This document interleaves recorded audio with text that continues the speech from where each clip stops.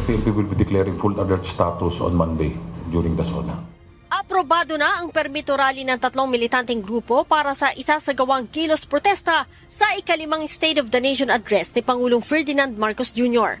Ayon kay Philippine National Police Public Information Office Acting Chief, Police Colonel Allen Reyco, kabilang sa mga pinayagang magrally ang grupong Bagong Alyansang Makabayan o Bayan, Sanlakas at Better Brighter. Papayagan silang magtipon at magsagawa ng programa sa harap ng St. Peter Parish, harap ng Toyota Commonwealth Avenue at tapat ng Sandigan Bayan mula alas 7 ng umaga hanggang alas 7 ng gabi.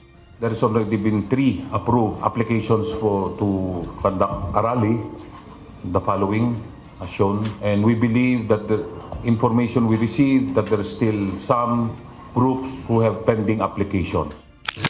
Itataas naman sa full alert status ang National Capital Region Police Office o NCRPO simula bukas ng hapon bilang bahagi ng ipatutupad na seguridad.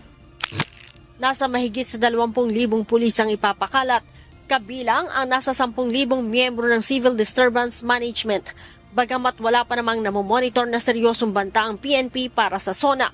Kabilang sa pinaghahandaan nila, ang isasagawang kilos protesta ng isang religious group kasabay ng State of the Nation Address. We all have contingency plans wherever they will decide to hold their anniversary celebration.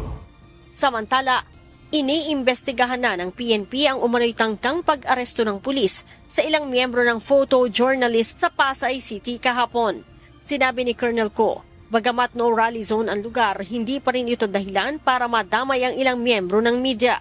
Bagamat pinagsalitaan umano ng hindi maganda ng ilang mamamahayag ang mga pulis, dapat pa rin aniyang pairalin ang maximum tolerance. Yung maximum tolerance namin actually is kasama na yan sa trabaho, di ba? So, if this is a result of being cursed at or minura, ay lalabas din po sa ating yan, and we will the appropriate action. We will take the appropriate action. Ang National Police Commission o NAPOLCOM, iniimbestigahan na rin ang insidente. Leia Ilagan, UNTV, News and Rescue. Diyos ang aming sandigan, serbisyo publiko ang aming pinahahalagahan.